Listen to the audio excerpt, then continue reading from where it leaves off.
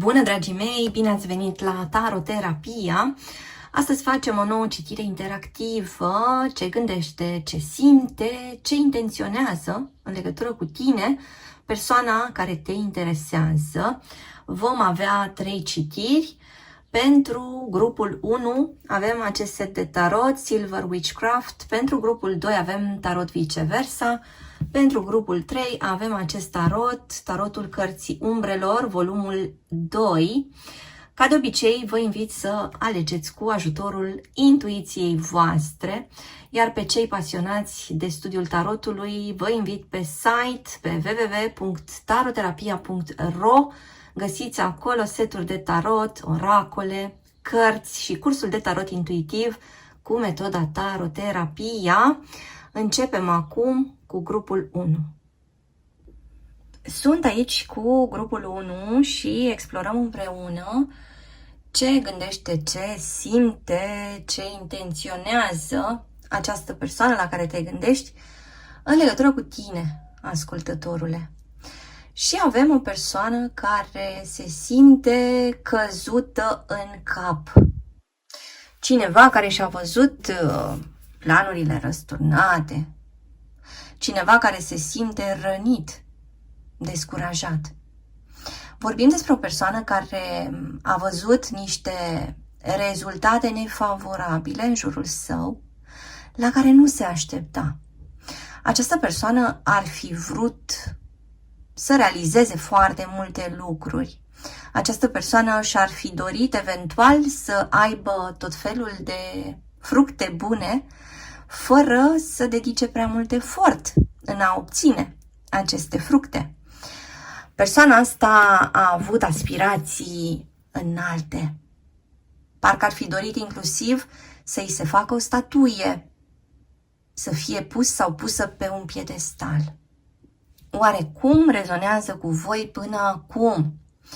Persoana asta, în loc de apreciere, în loc de laude și premii, a obținut, de fapt, niște mari dezamăgiri. Persoana asta și-a dorit victorie, și-a dorit locul 1 și ceea ce a primit a fost, de fapt, o mare lecție. Lecția asta pe care o urăște în acest moment, lecția asta către care aproape nu se poate uita, pentru că, spuneam, este o diferență foarte mare între ceea ce ar fi dorit să aibă și ceea ce a obținut, de fapt. Și haideți să explorăm în continuare. Iată o persoană care a pornit în această relație cu tine de la un angajament. O persoană la început probabil foarte îndrăgostită, foarte plină de elan.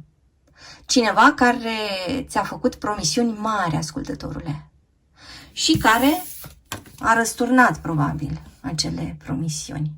A făcut niște lucruri care erau clar contra angajamentului său inițial.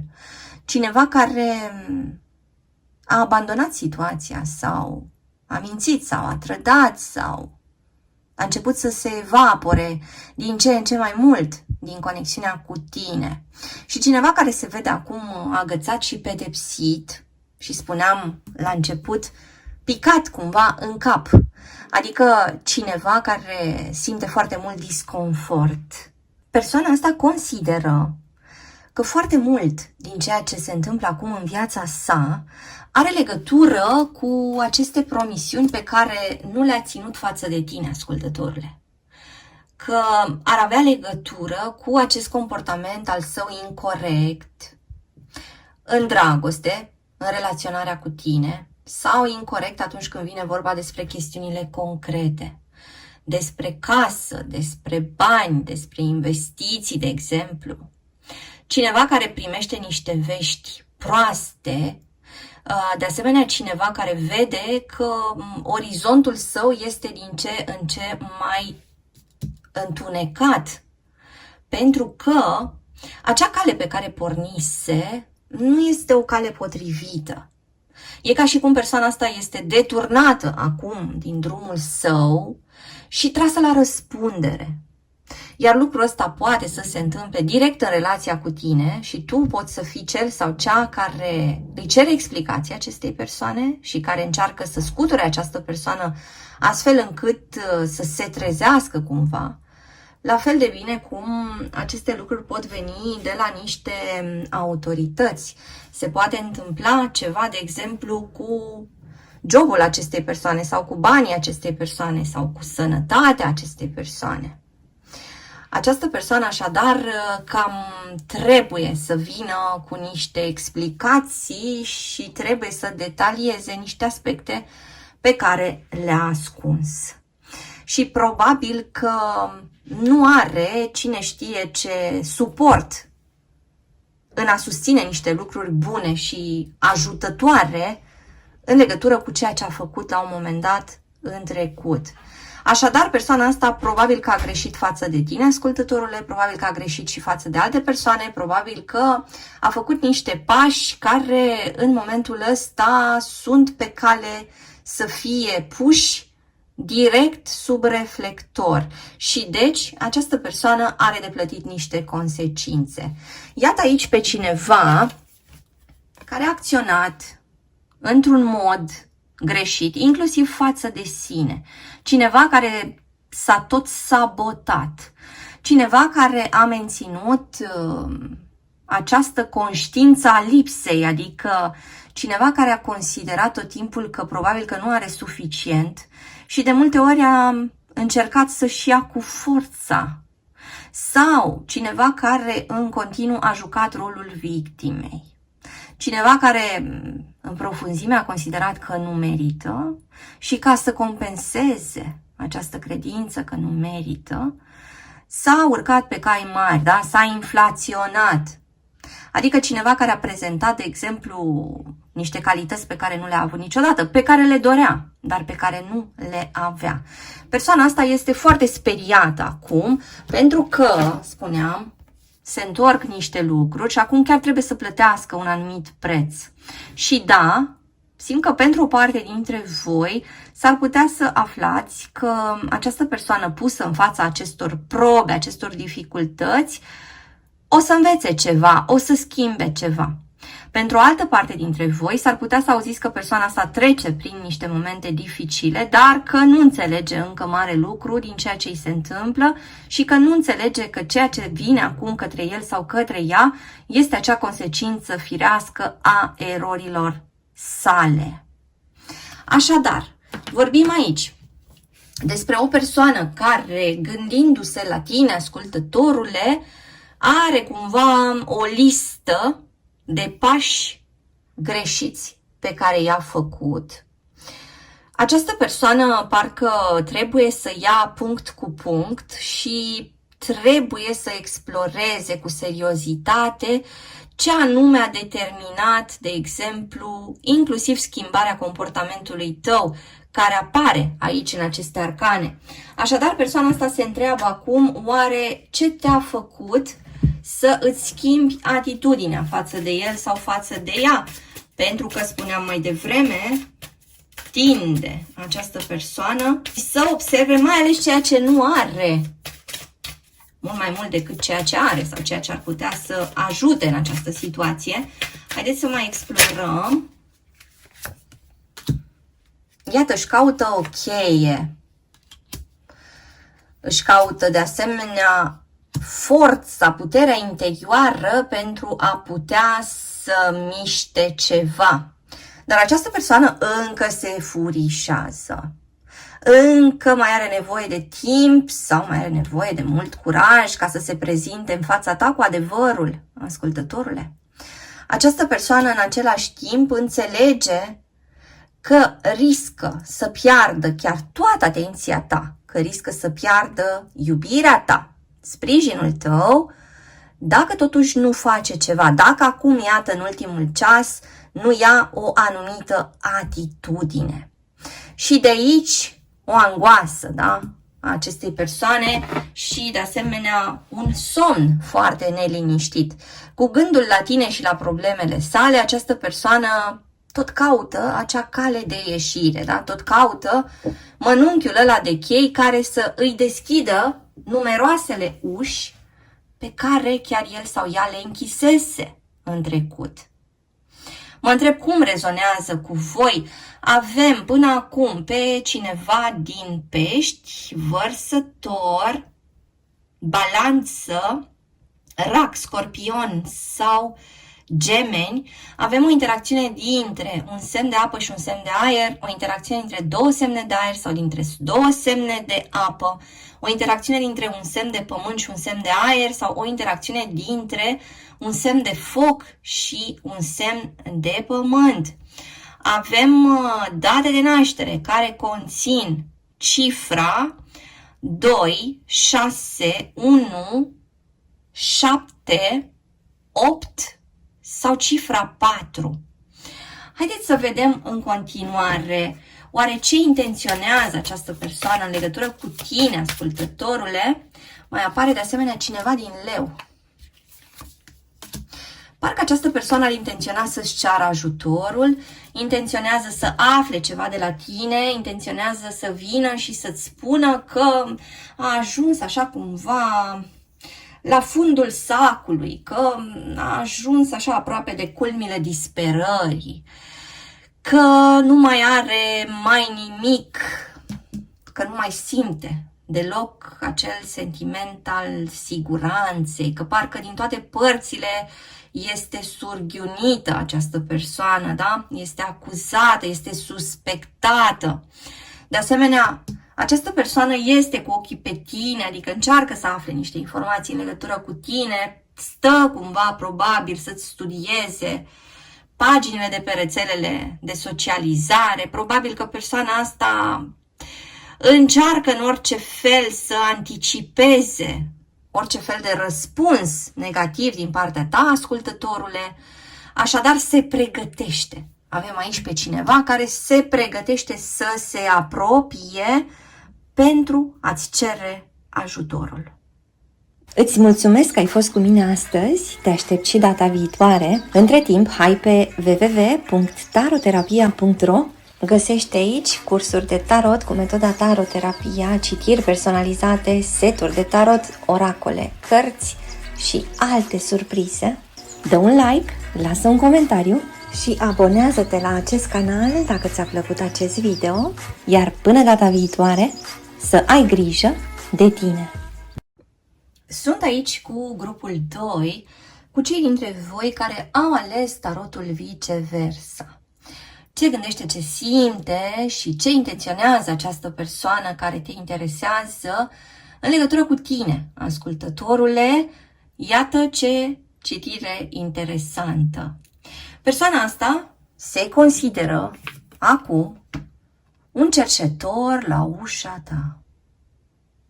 Persoana asta consideră în momentul ăsta că este la mila ta, că puterea toată este la tine, că ar trebui să vină și să îngenuncheze pentru a-ți intra în grații și nu are niciun fel de certitudine că luând o atitudine umilă ar putea să mai obțină totuși ceva din partea ta. Pentru că această persoană consideră că ți-a greșit enorm, ascultătorule. Da, avem de 2 ori cifra 5. Această persoană consideră că a fost un moment când probabil că te-a înjunghiat pe la spate și știe, conștientizează foarte bine acel moment. Și de asemenea, această persoană, simțindu-se foarte, foarte rău, evaluând ceea ce este în jurul tău și considerând că a pierdut atât de mult, se apropie acum de un soi de punct critic. Persoana asta a refuzat ceva ce venise de la tine, ascultătorule. Persoana asta a respins ceva foarte bun și acel ceva foarte bun acum nu îi mai este oferit. Mă întreb cum rezonează cu voi. Această persoană, iată, avea orizontul deschis în fața sa, însă a preferat să rămână pe loc sub acest copac, nefăcând nimic. fără să accepte de fapt ceea ce îl aștepta bun dacă ar fi spus da propunerii tale. În momentul ăsta știe că lucrurile din viața sa sunt stagnante sau sunt îngrozitor de amenințătoare și pentru că, ascultătorule, a refuzat ceea ce venea de la tine. Și pentru că, la un anumit moment, te-a respins.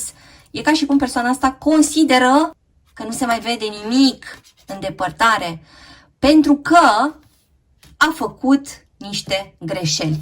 Din punctul ăsta de vedere, citirea noastră seamănă cu citirea de la grupul 1, pe care vă invit să o ascultați de asemenea. Așadar, persoana asta are nevoie de o schimbare foarte, foarte mare. Schimbarea asta poate să fie o schimbare de direcție. Poate să fie ceva ce întoarce cumva cu susul în jos întreaga viață a acestei persoane. Știe această persoană că singura sa cale de ieșire acum este doar schimbarea. Iată, roata norocului și pasărea Phoenix. Deci cineva care trebuie să ardă trecutul, cineva care trebuie să ardă modalitățile sale vechi de a reacționa, de a interacționa, cineva care știe că se face totul scrum în curând și că are nevoie să iasă de acolo viu sau vie. Trebuie să facă ceva. Această persoană este împinsă, simte cumva mâna sorții la mijloc. Adică simte că a provocat atât de mult destinul, așa cum percepe el sau ea situația, da? Încât acum va trebui să facă ceva cu aceste lucruri mari care se îndreaptă către el sau către ea. Și lucrurile astea mari nu sunt deloc ușoare. Lucrurile astea mari sunt, de fapt, dureroase în momentul ăsta. Dar, iată, cineva care are ceva șanse până la urmă, pentru că avem și arcana stelei, care promite o reușită, o vindecare, care promite o anumită generozitate și pace sufletească la un moment dat. Atunci când aceste lucruri vor fi fost deja experimentate.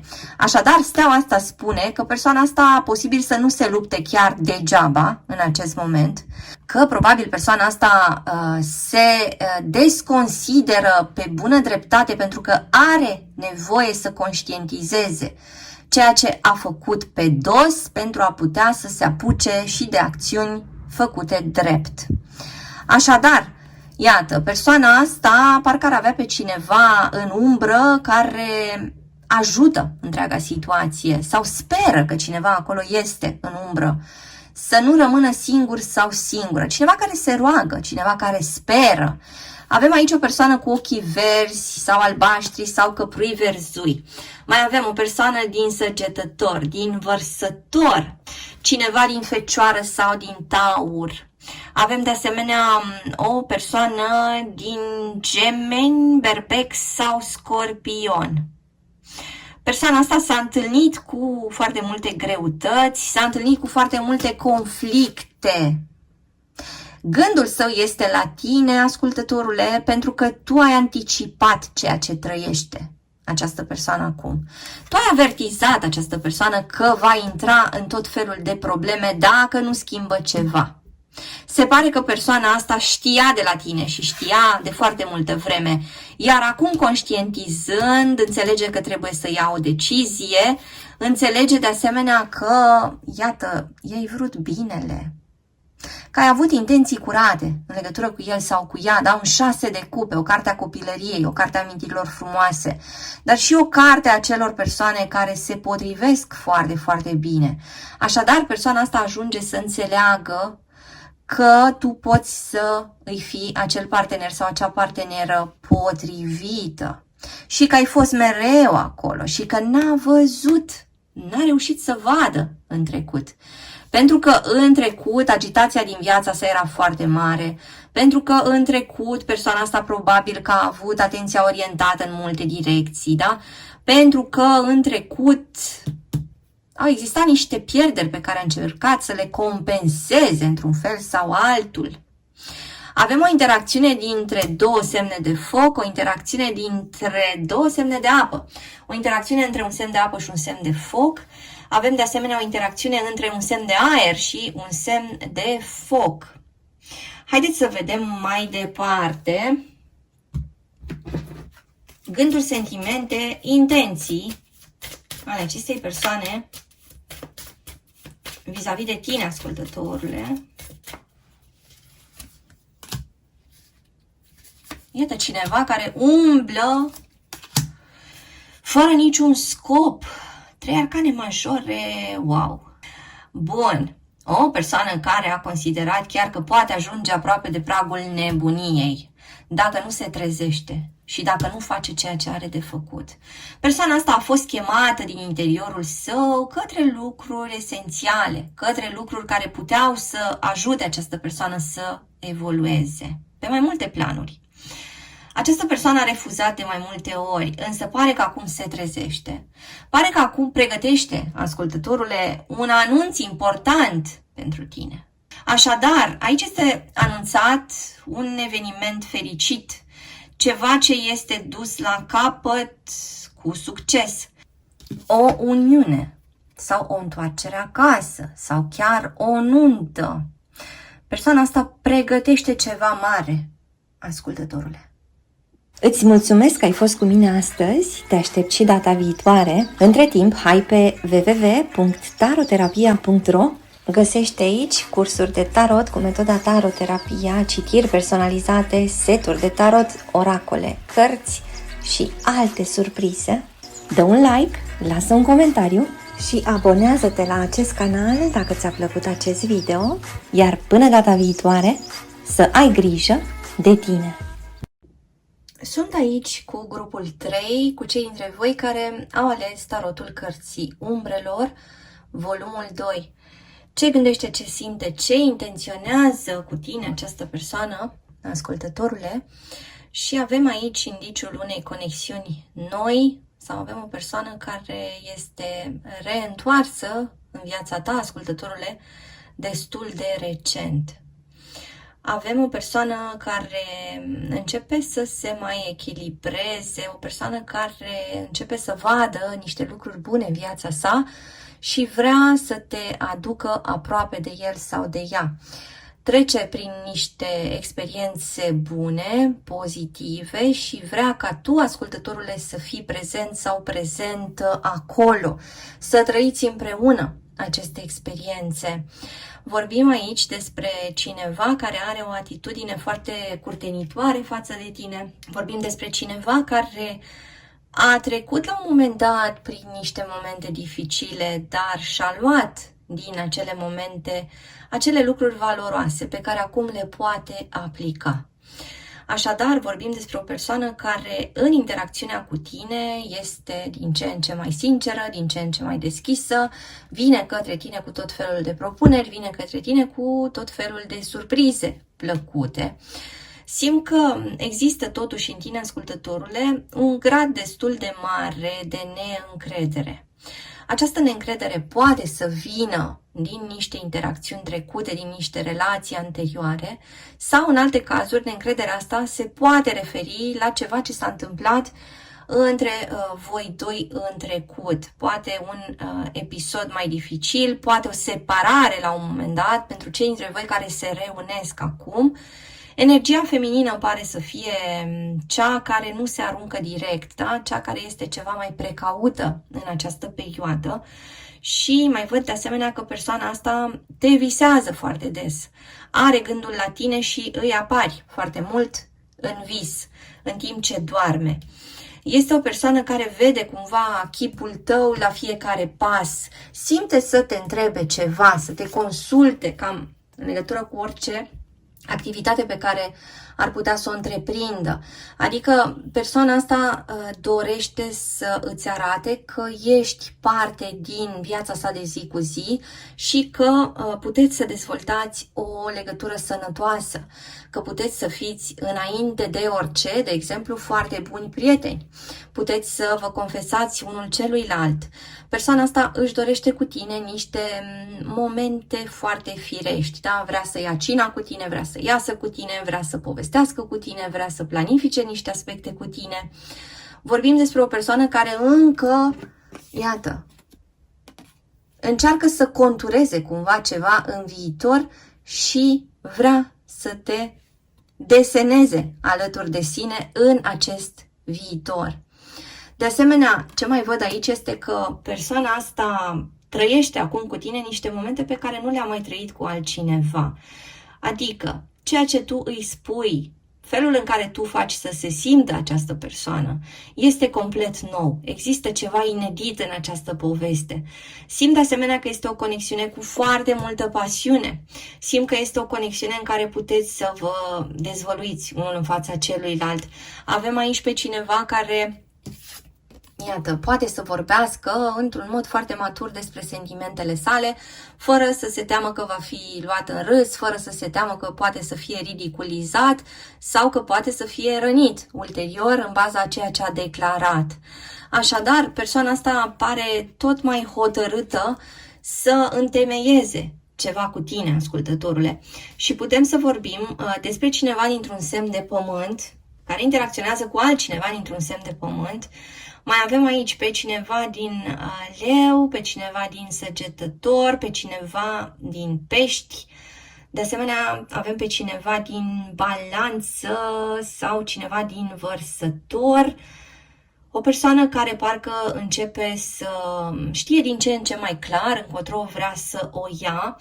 O persoană care vrea să se bucure tot mai mult, care vrea să nu mai lase loc prea mult dramei în viața sa. Adică persoana asta parcă se orientează tot mai mult către lucruri simple. Și din această relaxare parcă îi vin niște idei noi. Haideți să vedem mai departe. Așadar, gânduri, sentimente, intenții ale acestei persoane vis-a-vis de tine, ascultătorule.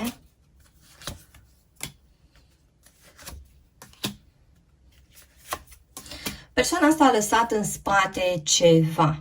Persoana asta s-a vindecat în urma unor răni, a lăsat niște bagaje foarte grele jos și decizia sa conștientă în momentul ăsta este să se bucure de ceea ce vine.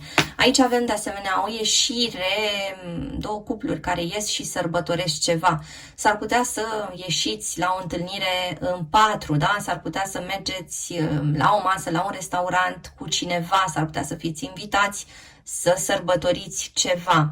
Și de asemenea, persoana asta parcă începe tot mai mult să facă loc în viața sa și pentru aspectele profesionale și pentru cele sentimentale, parcă reușește să găsească acel echilibru corect și mai simt de asemenea că persoana asta nu vrea să reia ceva din trecut, adică dacă, de exemplu, sunteți într-o situație în care v-ați reîntâlnit, v-ați reapropiat, persoana asta nu vrea să repete acele comportamente pe care le-a avut la un moment dat. Pentru că spuneam că a trecut prin dificultățile sale și a luat de acolo niște lucruri. A învățat niște chestii, da? A învățat inclusiv ce să nu mai repete în viața sa. Acest 10 de monede poate să anunțe o relație serioasă. Poate să anunțe de asemenea o întâlnire cu familia acestei persoane, poate să anunțe dorința acestei persoane de a te integra în familia sa și pare că vorbește cu tine despre familia sa, la fel de bine cum vorbește cu rudele sale despre tine și despre povestea voastră, ascultătorule. Mă întreb cum rezonează cu voi. Haideți să vedem în continuare.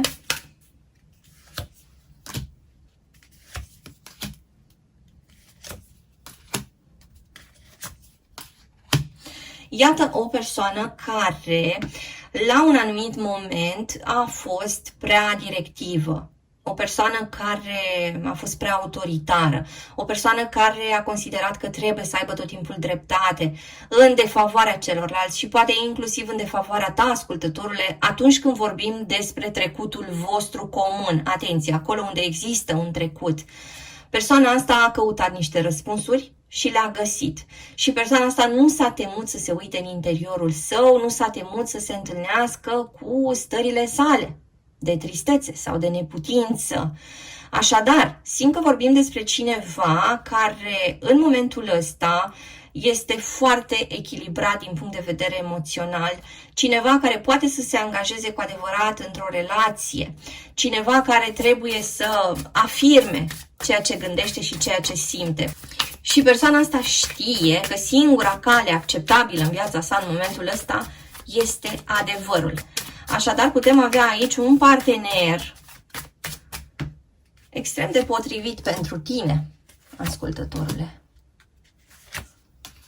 Iată, inclusiv o persoană care a stat mai multă vreme singură, adică cineva care la un moment dat a decis să nu mai intre în relații de frica singurătății, ci să stea pe cont propriu și să caute, spuneam, în primul rând în interiorul său, acele răspunsuri și să aibă acces la acele resurse. Deci persoana asta parcă a trecut printr-o transformare și prețuiește foarte mult această transformare. Iată din nou pe cineva învărsător sau avem aici o interacțiune dintre un semn de apă și un semn de aer sau o interacțiune între un semn de pământ și un semn de aer. Persoana asta reușește să articuleze, ascultătorule, foarte bine intențiile sale. Persoana asta nu va împacheta lucrurile, ci le va spune într-un mod direct. Așadar, este cineva care rostește și care te ia de partea sa prin felul său de a fi direct, fără împletituri, fără ascunzișuri, fără să creeze niciun fel de iluzie. Este o persoană care își dorește să ai în fața ta pe cineva integru. Iată o persoană care a învățat multe lucruri despre sine și pare că începe de asemenea să le aplice. Un cămin armonios, o casă nouă sau o mutare într-o casă nouă sau o renovare, cineva care se bucură, cineva care vorbește cu tine despre o grădină sau despre o casă cu grădină, ascultătorule. Avem aici date de naștere care conțin cifra 5, 9, 6, 2, 3 sau 1.